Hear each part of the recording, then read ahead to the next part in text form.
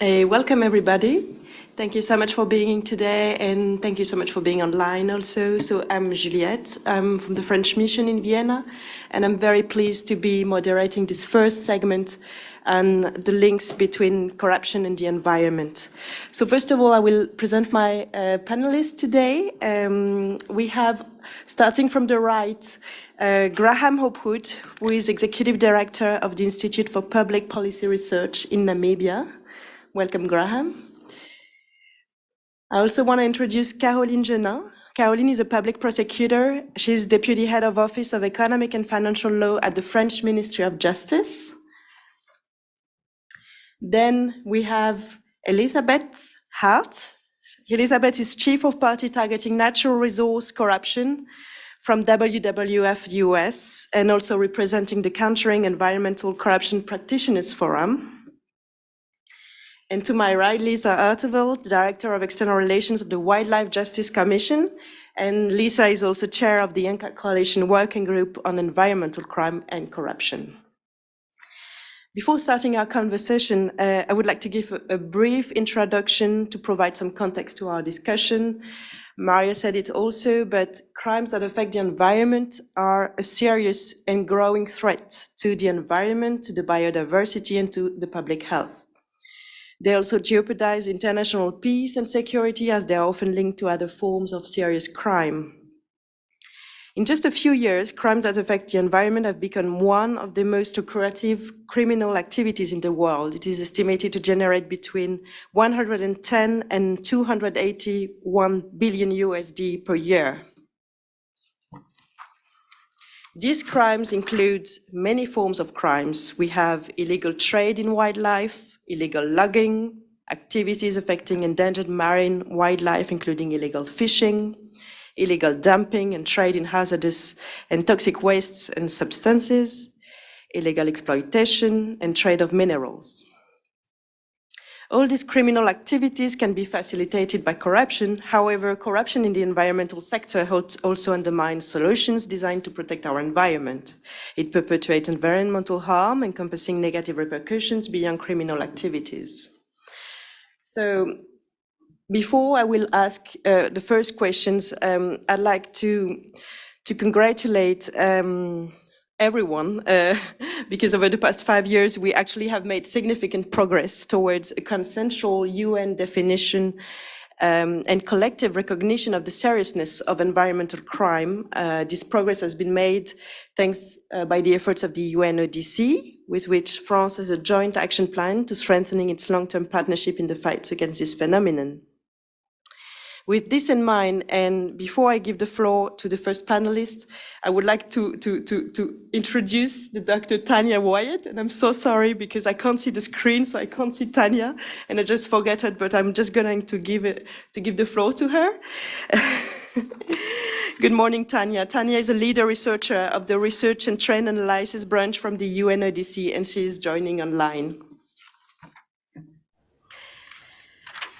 So we know that corruption plays a major role in facilitating environmental crime. So Tanya, I would give first the floor to you because you are actually leading on an ongoing research for the UNODC on the key findings on the links between corruption and environmental crime. Could you please, I will give you the floor. Thank you, Tanya.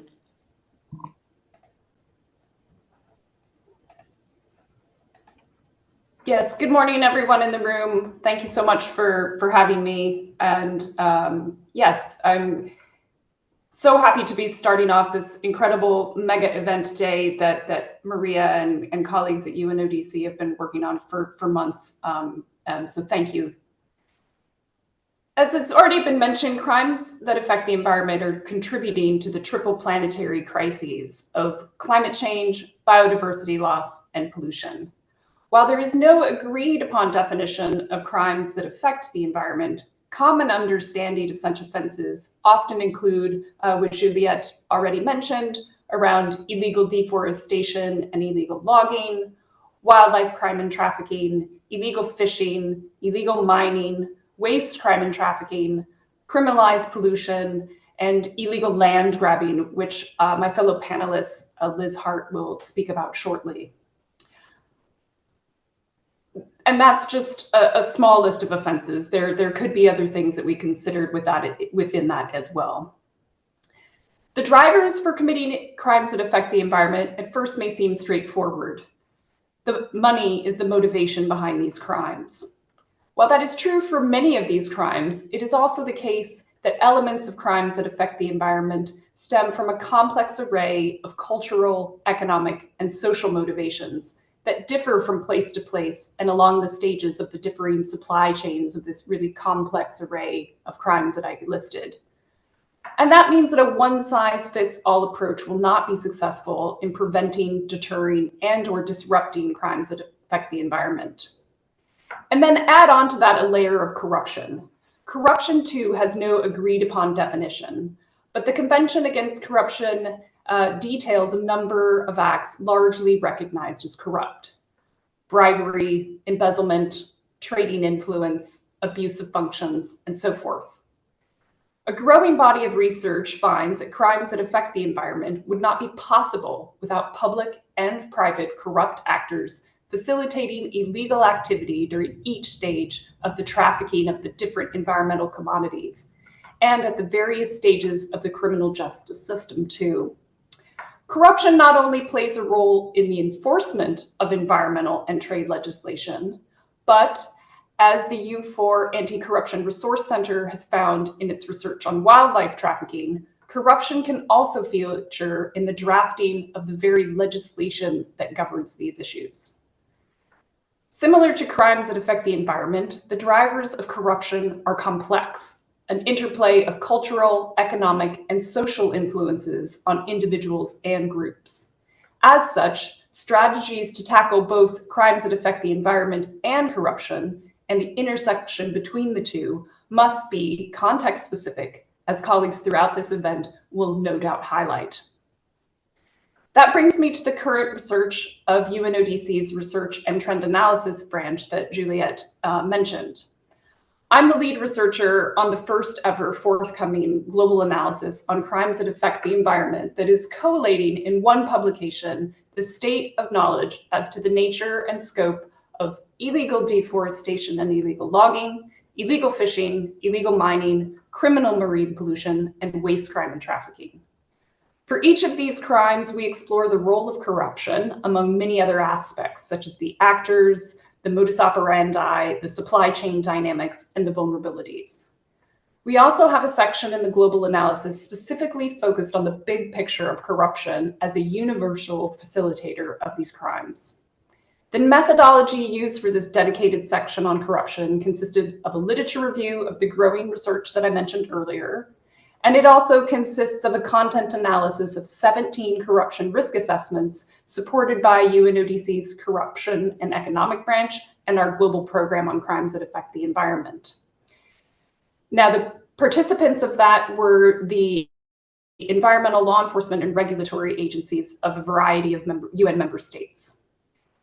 Each of our chapters in the global analysis also focuses on the 5 crimes that affect the environment listed, also have been supported by a variety of interviews with various experts. So the current scholarship, the experiences of the participants in these corruption risk assessments, and the experiences of the interviewees for each of our chapters reinforce one another and provide real-world examples of how corrupt acts facilitate crimes that affect the environment. Corruption features all throughout the supply chains of environmental commodities and throughout the criminal justice system. Bribery and perhaps what we could call patronage or advantage, as well as extortion, are likely the most common forms and are utilized at all stages.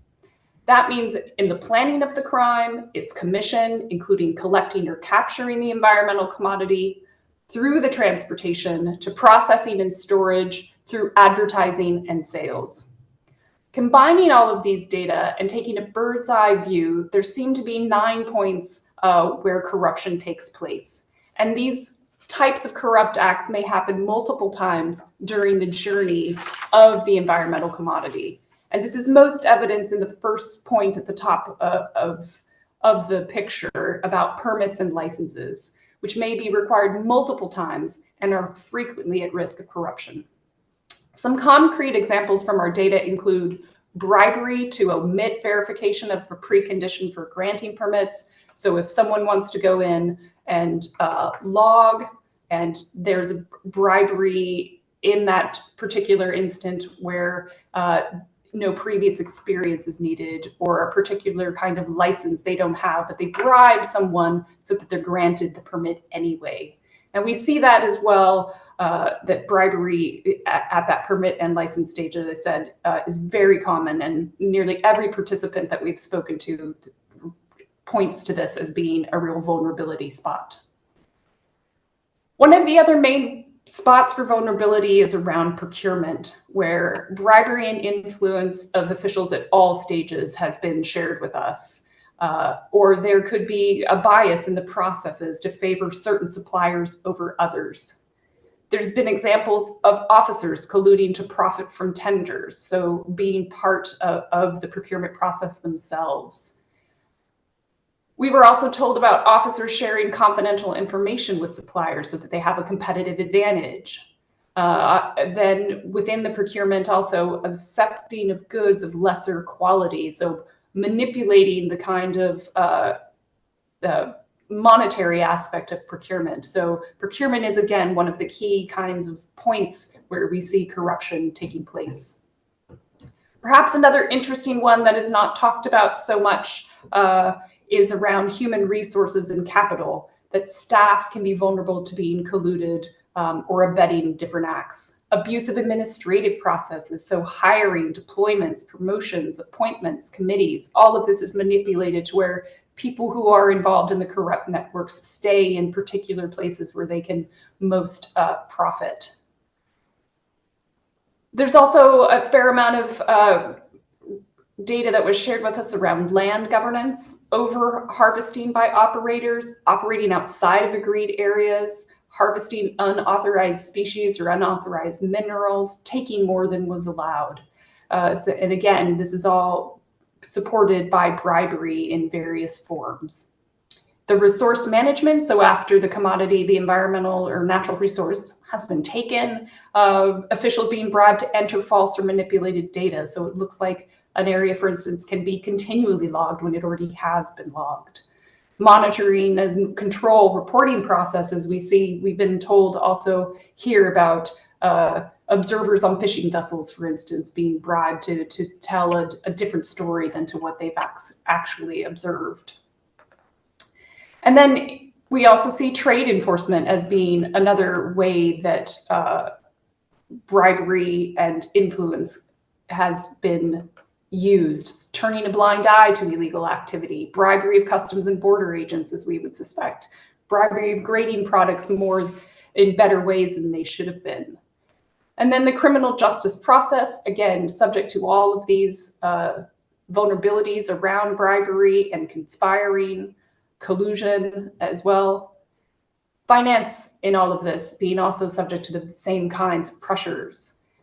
And then finally, around security, and I think this is an interesting one that we need to explore much more, around communities being threatened or bribed to not report illegal activities, and that could be around mining communities, logging communities. And then also rent paying to provide security to these different communities. So the real impact, human impact, and the victimization that might happen around crimes that affect the environment from corrupt actors in these sectors that are pressuring these people that are near to the natural resources. I hope this big picture sets the scene for my fellow panelists as well of the rest of the day's discussion. And I look forward to sharing over the next months the more details of our global analysis that document this corruption in much more detail. So thank you very much.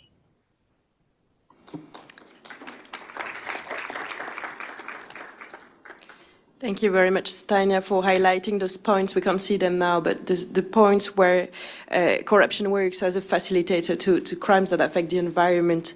I'm sure you have plenty of questions for our panelists, and we will make sure at the end of this session that you can actually ask all your questions, so please note them down. I will now turn to Lisa. Lisa, the Wildlife Justice Commission works to disrupt and help dismantle transnational criminal networks trading in wildlife, timber, and fish by collecting evidence and turning it into accountability. So maybe you can give us a couple of examples of what you found. Thank you. Thank you, Juliette, and good morning, everyone. Well, as outlined by Tanya, corruption is really in every form of crime that affects the environment, and wildlife trafficking is no exception. Wildlife crime can be understood as the poaching, smuggling, or transport of species and their derived products in contravention with national and international law. Wildlife crime is also a multi-billion-dollar industry and the fourth largest form of illegal trade after drugs, human trafficking, and arms sales. Since 2015, the Wildlife Justice Commission's investigations have found extensive evidence of the key role that corruption plays in enabling wildlife crime, and as also outlined by Tanya, its occurrence across the global supply chain, from poaching to distribution. Now, wildlife is a commodity that is particularly vulnerable to corruption because its legality depends on the way it is sourced and traded. This means that in addition to being smuggled by stealth, shipments can also be moved through legitimate commercial channels with the use of fraudulent documents. And associated acts also include illicit enrichment, concealment, and money laundering. You can see an overview of how corruption facilitates wildlife trafficking on this slide, but I'll just illustrate a few examples that we found in our work. One is evidence that the Wildlife Justice Commission collected on a leader of a rhino poaching network who indicated that he is working with rangers in Kruger National Park, who actually forwarded him information on where rhinos are roaming. And then he arranges poaching teams to deploy to those locations. Another example is an operation that we supported together with the U.S. Fish and Wildlife Service, which was led by the Malaysian Anti-Corruption Commission, in which 11 suspects, including 2 customs officers and other members of an international wildlife trafficking network, were arrested. This syndicate was believed to have bribed law enforcement officers, customs officers, and freight forwarders to allow them to take wildlife contraband meant for disposal from a customs department warehouse and sell them after faking its destruction. And the syndicate was also believed to be involved in money laundering. Authorities seized just over 2 tons of pangolin scales, as well as several luxury vehicles with an estimated value of $5 million. So what our investigations also found was that transnational organized wildlife crime networks are often structured as illicit businesses, with corruption really becoming part of an organized activity and related costs being treated as regular business costs. For example, we collected evidence of communications between a shipper and a network leader, which specified a list of transport-related costs, including corruption costs, requesting payment for service rendered, and really mirroring the process of submitting an invoice. Price data and intelligence suggests that corruption-related costs make up a considerable portion of the total costs of illicit wildlife shipment and are highly variable between locations and can change rapidly depending on factors such as the quality and value of the smuggled product, rank, or the position of the officers requiring payment, amongst others. And on the screen, you may see an example on how smuggling costs increase at the different stages of a supply chain of a rhino horn shipment from Africa to Asia in 2018.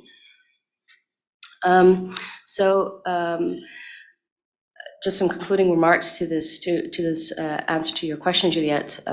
Wildlife crime and corruption really must be addressed in a more connected way to be effectively addressed, rather than being treated as 2 separate issues in law enforcement responses. There are often close links between corruption risks and crime-enabling factors, which can be addressed using preventative and criminal justice approaches that are offered by the UNCAC and other international agreements such as the UNTAC. However, more needs to be done to translate these commitments into integrated, tangible actions on the ground. Thank you. Thank you very much. Yeah, thank you. Thank you for those very concrete examples. I will turn now to the other Lisa, representing the Practitioners Forum. The Practitioners Forum is a network of over 500 conservation and anti-corruption practitioners. So you might be you may want to talk about other examples. Thank you. Thanks so much, Juliette. And yes, I'm here representing the Practitioners Forum on Countering Environmental Corruption that was established and launched last year at the IACC. It's a collaboration of WWF, the Basel Institute, Transparency International, and Traffic. But I'm also here representing the WWF Targeting Natural Resource Corruption project that USAID had the vision to establish about 5 years ago. And just to say that we were a bit of a lonely voice working at this network, at this nexus 5 years ago with UNODC and Wildlife Justice Commission and a few others. But the number of people at the high-level meeting on Monday, the fact that we are here with so many organizations collaborating on this effort today is really evidence of the progress that we've made. To answer Juliette's question, I mean, one of the benefits of having all these organizations involved is that I don't need to make the whole case now, so I'm just going to make one piece of it, and that is thinking beyond the crime impact to also the other environmental harms that come from corruption. And corruption is indeed a driver of crimes, but it leads to other issues that are equally important for us to be keeping top of mind in this era of climate crisis, for instance. I want to mention two areas in particular: land corruption and corruption affecting responses to the climate crisis. Corruption, as we have seen in the work that the Practitioners Forum brings together, incentivizes all sorts of mismanagement of land and undermining of land tenure, leading to land grabbing, impingement of indigenous rights, and especially when land tenure is insecure. And just to give one example of this, our colleagues from Transparency International recently shared with the Practitioners Forum Working Group on Land Corruption an iron ore mining concession in South Cameroon and the experience there. It's on land that is home to the Yassa people, and Yassa community members were not informed of this concession. And in fact, the only people to have really benefited and been compensated for the land taken for this concession were high-level political actors who bought up the land in the months and years before the concession was granted.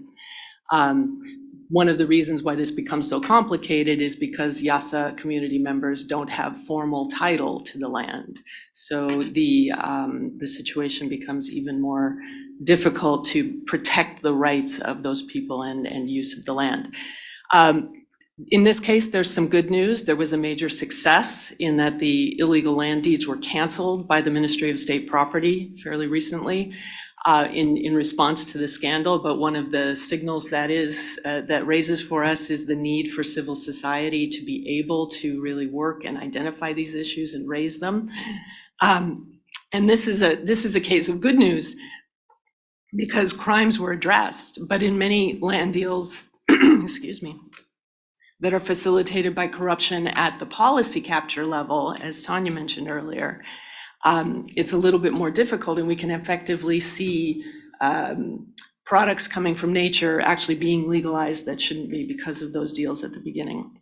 Secondly, just to say a few words about the way that corruption impedes remedies to biodiversity loss and climate change, and leads to really harmful unintended consequences sometimes. And this is very important for us to be keeping in mind as we start looking at climate change remedies. Just yesterday at the Carter Center, we heard a citation to really good work by TI and the SOAS Anti-Corruption Evidence Project. indicating that as much as 35% of climate adaptation funds, that in this case in Bangladesh, were being embezzled, and 80% of adaptation projects were, as a result, built in a way that was not going to protect anyone, really.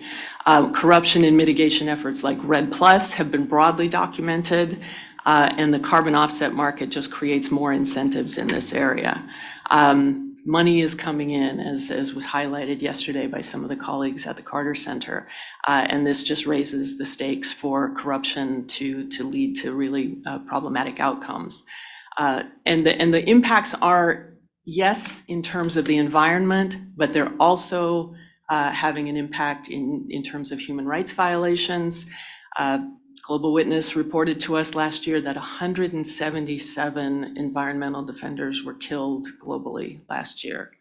And our colleagues in Latin America are suffering mightily from this. 155 of those deaths were in Latin America, just one region. And those are just the ones that we can report on. So the impact is serious. Community management efforts are undermined in this process. The Cameroon case is just one of those. There's been reporting recently on destruction of homes in Ogiek lands in Kenya, in an area that was part of a carbon offset deal. So the challenges are many.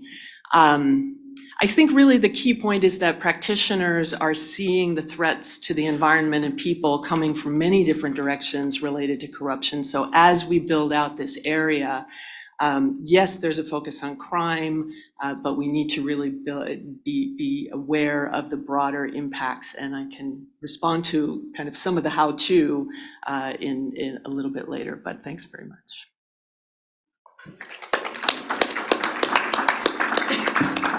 Thank you, Elizabeth, for setting up the scene so clearly. And I mean, this is a daunting scene, and we have so much challenges to face. So now I would like to turn to Caroline and Graham, because we wanted also to present in this setting the scene slot some types of national measures that can be put in place in addressing corruption, driving environmental crime. So how can national jurisdictions and civil society, in the case of Namibia, adapt in order to effectively tackle and sanction corruption linked to those crimes? So first of all, we will have an example of how France is dealing in this matter. So please, Caroline, you have the floor. Thank you very much, Juliette, and thank you very much to the panelists setting very inspiring words. We understand in France that environmental crime and corruption are two criminal phenomena involving complex offenses. As we saw in the first part of this panel, this phenomena can be linked, as corruption can encourage or enable environmental crime.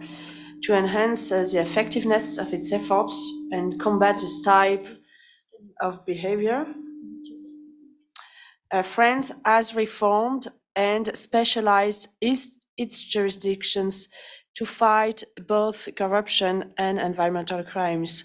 It has also, over the last few years, strengthened the repressive legal sanctions which can be imposed for corruption and environmental offenses. I won't bother you with many jurisdictional and legal details this morning, but I would like to highlight a few key points. We understand that environmental and corruption offenses are complex. In France, that's why we decided to have specialized jurisdiction to tackle both environmental and corruption offenses. We need to specialize our prosecutors. We also need to specialize our investigation units. Therefore, we have two central investigation units. One's called the Office for Environmental and Public Health Control. The other one is a Central Office for Corruption. Both can work on corruption and environmental cases. A few words to tell you about jurisdictions now. We have well, of course, we have local courts, regional courts, and we also have interregional jurisdiction courts. We understand it's very important for us to have specialized jurisdictions.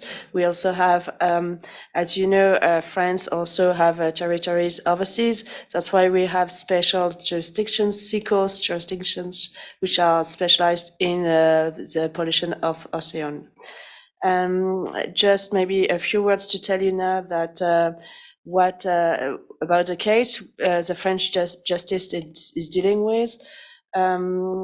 4 out of 10 of our environmental cases which are brought before court are waste trafficking. That's the main environmental cases, the main area of the environmental cases we have.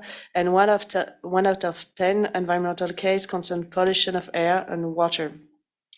The second point I wanted to make this morning is that besides specialized jurisdictions, prosecutors and investigators re-raised very highly the sanctions which are common to corruption and environmental offenses. We have a new, well, in the past we had offenses, but we understood the sanctions were not high enough, and maybe for environmental and corruption cases, we decided to have new instruments which are offered to the prosecutors. In this regard, we have a new instrument called the Judicial Public Interest Agreement, which was first settled for financial matters, corruption matters, and which is now possible also in environmental matters. It's very interesting because it's possible. This instrument is possible only in environmental and corruption and financial matters, which once again stress the common aspects for us of these offenses. Why am I talking so long about this instrument? Is because we understand that in as far as environmental matter is concerned, the priority, one of the priority is to restore the environment. And this instrument enables the prosecutor to impose the restoration of the environment, but also to impose a big public interest fine, which can be up to 30% of the business revenue of the companies. Moreover, it is through these instruments, the prosecutors can also impose compliance program to the company, which is of the most importance, both in corruption and environmental cases. I would like to end now to let you know that this instrument, which is possible in France in environmental matters since 2021, so it's very new, is what we thought is the most useful thing to deal with environmental cases in the French justice system. To sum it up, and I thank you very much for listening to me this morning, we understand that environment and corruption offenses are very often linked, and we made the choice of similar, efficient and fast response to these complex offenses imposed by specialized prosecutor and investigation units. Thank you very much.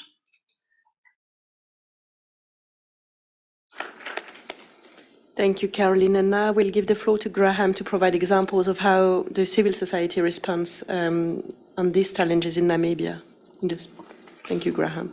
Thank you, Juliette. I'd like to start by acknowledging the presence of Namibia's Minister of Justice, Yvonne Dowsep, and members of the Namibian delegation here today. If you were at the high-level version of this panel on Monday, you would have heard Minister Dowsep talk about the importance of civil society as a watchdog. And it's very true that what she said there, that we don't always agree on things, but ultimately we try to find ways of working together for the betterment of the Namibian people. So welcome, Minister Dowsep. I'll just very quickly sketch out some of the features of Namibia. I'm sure many of you are aware of the country. It is the most arid country south of the Sahara, and one of the last pristine environments in the world, with an abundance of environmental riches. We have a variety of habitats, ranging from deserts to subtropical wetlands and to savannas. We also have, which is a major tourist attraction, some of the largest free-ranging elephant rhino and cheetah populations in the world. In fact, we have the largest black rhino and cheetah populations in the world in Namibia. We are a very large country in terms of land mass, but with a small population. So one of the least densely populated countries on Earth. We only have 2.6 million people. We just completed a census, so it might go up a little in the next year or so, that figure. We also significantly have a very long coastline in southwestern Africa, 1,500 kilometers, with nutrient-rich waters that support some of the largest populations of marine life found anywhere in the world.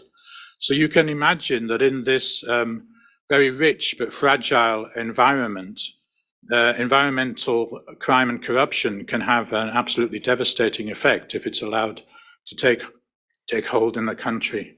So I want to just briefly touch on some of the threats and challenges that Namibia is facing, as well as all the abundance of environmental riches I've outlined. We're also home to the vast amounts of mineral reserves. We have diamonds, uranium, copper, zinc, and so on. And there is a real danger of uncontrolled and illegal mining driven by corruption. And that's a very real threat at the moment because of the drive now globally for and the demand for uranium and also the critical raw materials, lithium and other rare earth metals and so on. So these are real issues that are facing Namibia at the moment in terms of licensing, in terms of environmental controls. We've also, and it might seem like an anachronism, discovered oil and gas, significant oil fields off the coast in early 2022. This is now seen along with other countries like Guyana as the last frontier for oil exploration in the world. And Namibia is proceeding with the large international oil companies like Shell and Total Energies to exploit these resources. So obviously that raises a whole new level of corruption risks, the resource case, and also the consequent potential of significant damage to the environment, aside from the climate change issues, which I don't have time to address here. We also, of course, are developing our renewables. We have incredible solar and wind resources in Namibia, and those are being used to develop green hydrogen. In Namibia, we see ourselves as a green hydrogen pioneer, not just in Africa, but in the world. But of course, even those projects, these rather large mega projects in some ways, have real corruption risks attached to them and also direct environmental risks. So the green hydrogen project that's developed or being developed at the moment in Namibia is taking place in a national park that's regarded as globally a biodiversity hotspot in the south of Namibia. So obviously in this context, good governance, effective regulation, and anti-corruption strategies are absolutely crucial if we're going to prevent these mega projects turning into corrupt projects. We have other issues as well. We don't have a lot of forestry, but we do have some significant woodlands in the northeast of the country, and there has been a problem with illegal hardwood timber harvesting in recent years, and we need to also enforce moratoriums where appropriate and proper regulations. As I mentioned, if you say the words elephant and rhino, obviously poaching is a major problem, and we do have criminal gangs with international associations operating in Namibia. I mentioned the long coastline. Overfishing and illegal fishing are real threats in Namibia. So we do desperately need transparency and accountability on quotas, rights, catches, and plus having an effective fisheries inspectorate. If you were at the session on Monday, you would have heard Minister Dowseb address the fish rot scandal. And she rightly said that Namibia has done a lot of the right things in terms of tackling this major corruption scandal in Namibia. Our problem, I think, is that while we have people on trial in Namibia at the moment, including 2 ex-ministers, it's a real concern that the international aspects of fish rot have not been addressed. So the bribe-giving side of the equation is not being addressed. Iceland, where the company involved is based, has not taken any actions against any of the principals involved, and we are very seriously worried about impunity. But also that fish rot case again, comes into a lot of the issues before this CoSP, including the issue of the victims of corruption and gaining compensation for them, because we can clearly identify those people in the fishing community who lost their jobs and suffered as a result of corruption. And ultimately, if we can account in that way, we can also then in the future launch an asset recovery case based on fish rot, so that it's highly relevant.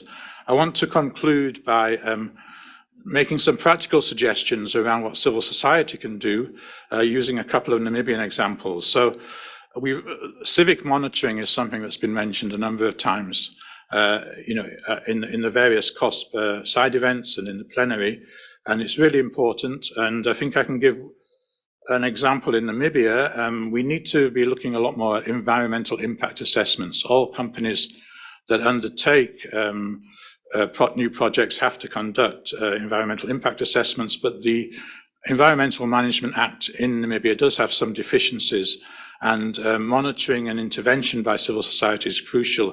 And I'd like to mention here the Chamber of Environment in Namibia, which has its own website monitoring these environmental impact assessments, because a temptation for companies is to try and abuse this system by not carrying out proper consultations with local communities and making sure there is informed and prior consent before any developments take place. We talked about license granting and procurement issues. That all needs to be monitored very carefully, and one of the key elements here is contract transparency. We want to see open contracting in Namibia and in general, and also the effective debarment of those transgressors. The other item I think that I want to mention that I haven't heard enough mention in so far at this CoSP of the Extractive Industries Transparency Initiative, or EITI. Namibia is currently considering joining EITI, and we believe it should cover mining and oil, but also fisheries and forestry as well. And that would involve contract transparency. It would also involve multi-stakeholder monitoring, including civil society. So these seems to be the ways forward. Practical measures, again, hotlines or online reporting portals for wildlife and forestry crimes can play a role in domestic situations. And overall, I just want to conclude by saying that we need to demand transparency. As I said, one of the problems in Namibia is that while I think Namibia has done a lot right in terms of tackling the fish rot and its consequences, our Ministry of Fisheries is still very secretive, and we can't get the information clearly on fishing quotas and rights and landing records and so on. So access to information, which again Namibia is moving forward on, is an absolutely crucial element here. And that access to information and that transparency will then enable accountability to be put into action. So on that note, I'll conclude. Thanks very much.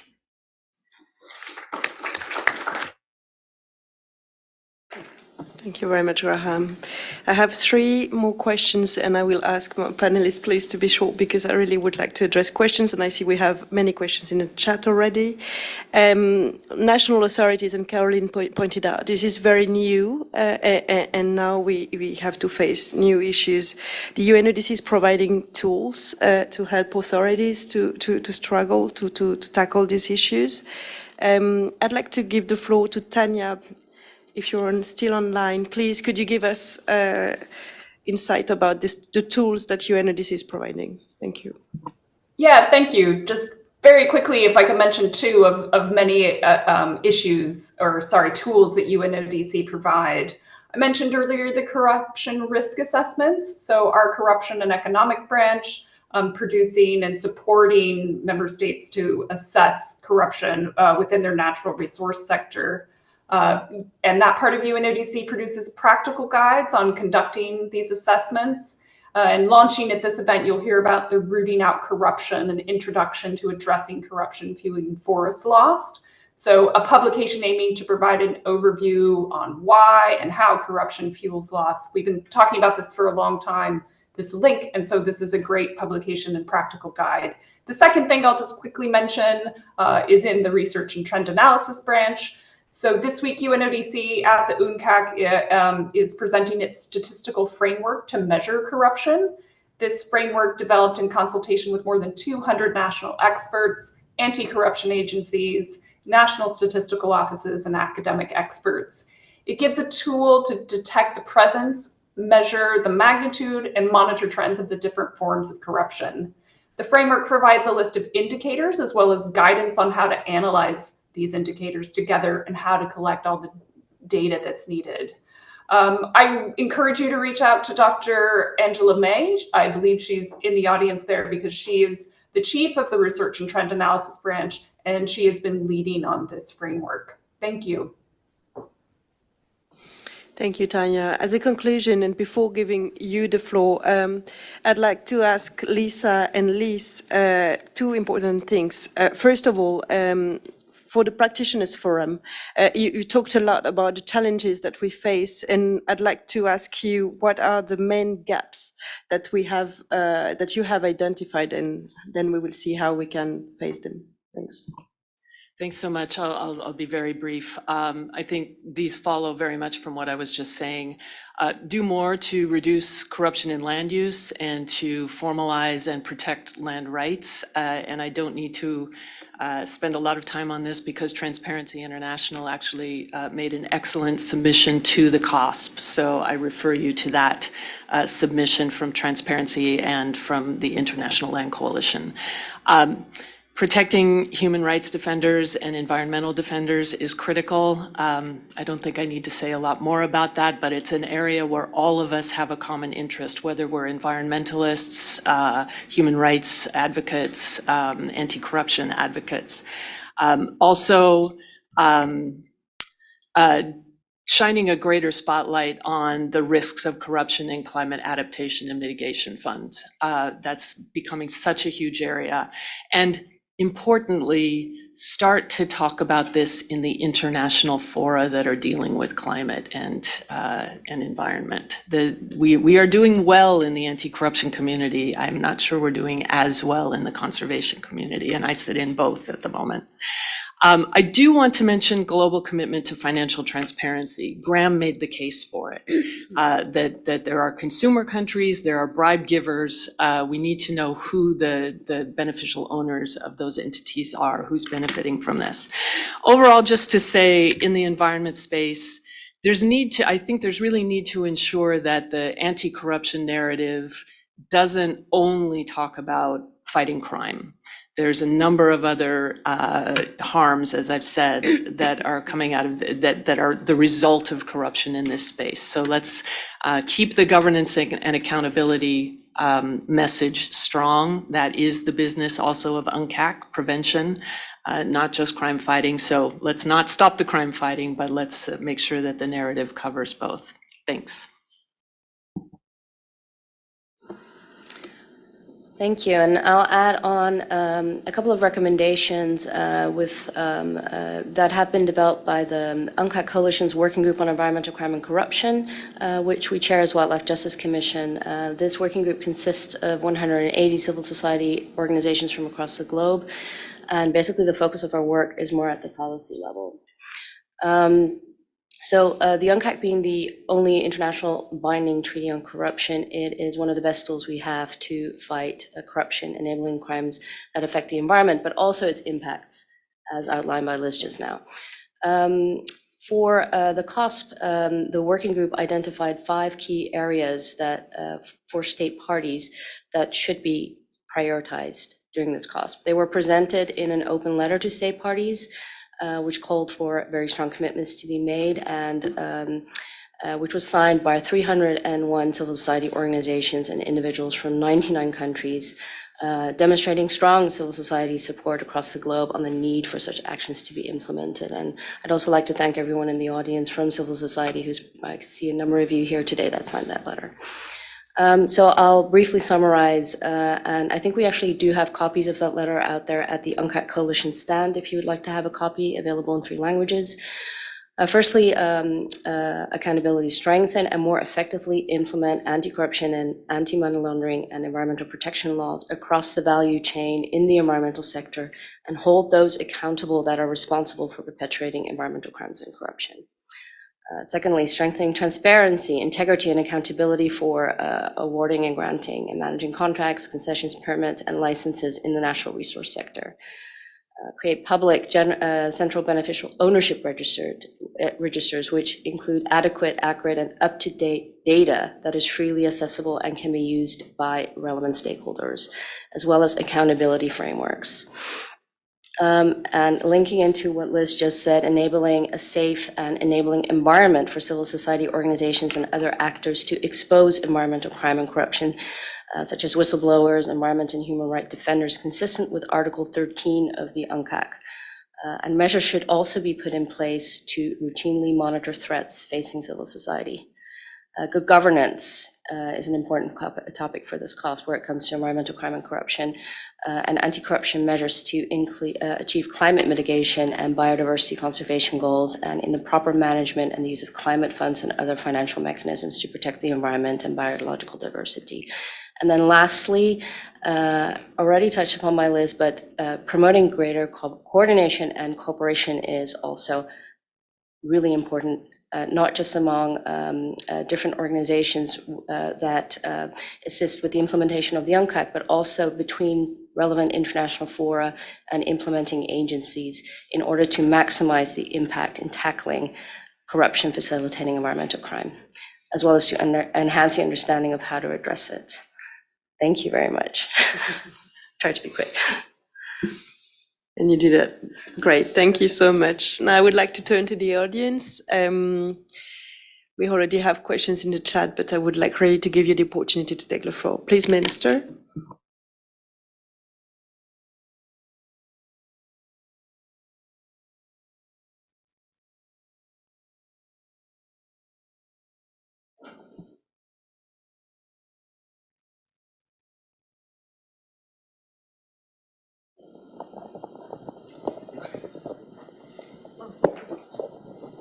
Yeah, thank you very much. Thank you, excellent panel, just in terms of providing some important information that some of us may not have been entirely aware of, and some of the great work that is happening around the globe around these issues. And also thank you for Graham for what I thought was quite a fair summary of what's happening in Namibia from a civil society perspective. I just want to pick up on 2 issues. The one is I think we keep talking about how do we hold those that are the perpetrators of these crimes in other jurisdictions, particularly in the global north. How do we hold them accountable? We keep talking about it. We're not hearing enough about what we can do, whether it's at a global or intercontinental level. And then just from a wildlife perspective, Namibia also has excellent institutional policy and legal frameworks in place. There's quite a good number of cases that are coming up that the Ministry of Environment is dealing with. Where we have a challenge though, and I was just looking at what Lisa had presented to us about the wildlife that goes from Africa to Asia, for instance. It's really the small guy that gets, so we are prosecuting the small guys in the country, and the so-called big fish are not getting caught. What would your advice be? How do we handle some of those concerns? Thank you. Thank you very much. I have other questions. Gentleman here at the 3rd row. Yes, please. Please introduce yourself. Yeah, Raphael Edu, the Africa Program Manager at the Environmental Investigation Agency, Washington, D.C. Yeah, thank you so much for your presentation. One of the challenges I want to raise is about the effectiveness of different projects to tackle corruption around the globe. Because failing to ensure the effectiveness of projects implemented to combat environmental crime can lead to a lack of progress and can be seen as a form of corruption.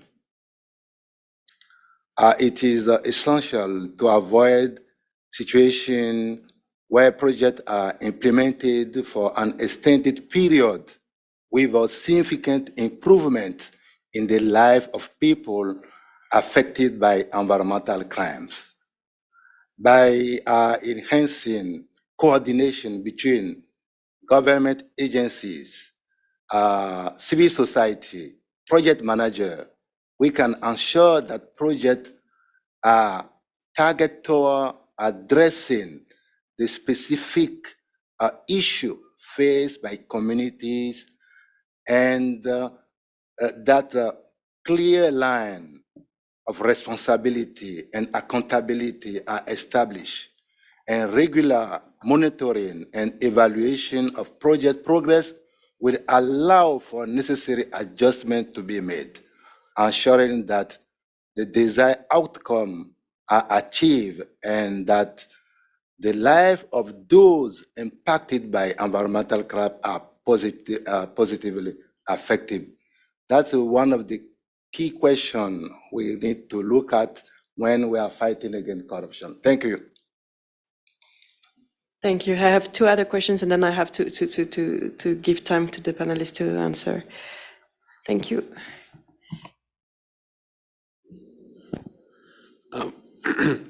Thank you very much, and thank you for the panel.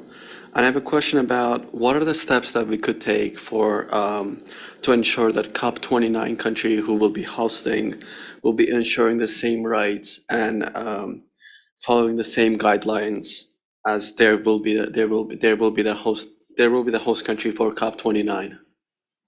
Thank you. Thank you very much. We would like to, last one. Sorry for that, but.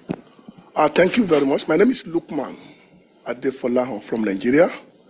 And my question will be around the role civil society can play around awareness creation with security agencies.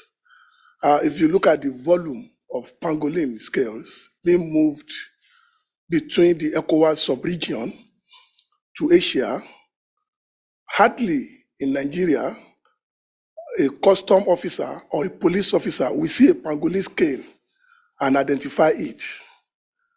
So you see the traffickers package it in a carton and they get to the security post, and the officer in charge is not even aware of the value of what the effect of that on Nigerian economy, for example, or West Africa. So there is need for civil society organizations to work closely with regulators on need to create more awareness, discussing IWT and IFF if we really want to get that result, because there is link between IWT and IFF. Thank you. Thank you. I will give the floor first to Lisa and then to Elizabeth for the civil society. Thank you, and I'll be quick because I know that the next event is supposed to start now. Thank you, Minister, for your question about wildlife crime. And I'll sum this up quickly, and maybe we can have a discussion after this panel discussion in more detail. So in relation to implementing accountability in wildlife crimes and the challenge of prosecuting the bigger fish rather than the small country, within the Wildlife Justice Commission, our work focuses not only on tackling the most wildlife trafficking in the most vulnerable species, but also the most prolific offenders. So there are a number of, focusing on UNCAC, since this is why we're here, there are a number of tools that the UNCAC provides that are of assistance there, such as the use of specialized investigative techniques, such as undercover operations, as well as joint investigations, for example, that can really help focus focus your resources on finding who is really behind these criminal syndicates. One major one is also financial investigations following the money. Intelligence analysis is really assists. For example, if you seize a phone there can be a lot of information in the phone of a poacher or a low-level trafficker that could eventually lead you to those that, when arrested, are actually make an impact on disrupting the supply chain. And what is important also is that you don't stop with just the arrest, and this goes to accountability, but take evidence that eventually is prosecutable in court, and conduct follow-up investigations following the seizure that can eventually lead you to those that are the bigger fish behind the syndicates. Thank you. Thanks for those questions, and I'll just be very brief and kind of general, addressing a lot of them at once. I think what's already been said about following the money, our colleagues from the Basel Institute, as members of the Practitioners Forum, and a working group on, and organizers of a working group on Follow the Money. If you haven't seen one of these and you haven't joined the Practitioners Forum, there's a group that's actually working on exactly that point. So very important. I think the other value of the forum is exactly to address the civil society issues, the advocacy around international climate and environment gatherings, is that the conservation community and the anti-corruption community really need to be talking to each other more and working together more than we are. This is one forum for doing that. It's online at this stage. We hope that it has many more manifestations as it grows and matures. But I'll just suggest that the starting place is really working to combine our efforts in this area. Thank you very much. I would like to thank all the panelists we had, and I wish you very fruitful discussions today. I'd like to let you know that there is a cafe out there and you can ask all your questions, and we can keep these discussions outside. Thank you.